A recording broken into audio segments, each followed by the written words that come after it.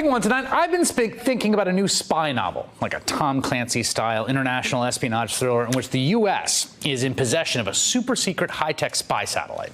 And it's way better than anything we've ever seen before, way better than Google Earth. It produces such high-quality, detailed images, more like the Hubble telescope, but pointed at Earth. And in this novel, there's a spy within the U.S. government, a spy who wants to alert our adversaries that we have this top-secret technology.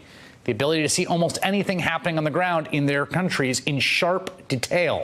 So the spy goes about getting proof, and so gets a hold of a photo taken by the spy satellite and then releases it in a way the whole world can see. Thing two is totally unrelated to this, and that's in 60 seconds.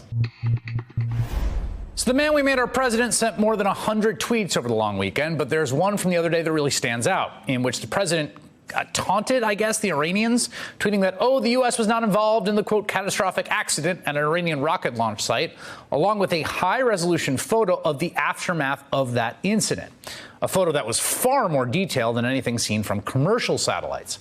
So people started to wonder, where did he get that image? Of course, the president would have access to top-secret classified photos from spy satellites, but there's no way he would have just taken one of those and tweeted it. No, of course, that's apparently exactly what he did. Officials told the New York Times the photo bore all the markings of a spy satellite image. Former DNI James Clapper said, quote, you can bet every adversary is going to school on what's been exposed. I can't see what the point was other than to make fun of the Iranians. Hey there, I'm Chris Hayes from MSNBC. Thanks for watching MSNBC on YouTube. If you want to keep up to date with the videos we're putting out, you can click subscribe just below me or click over on this list to see lots of other great videos.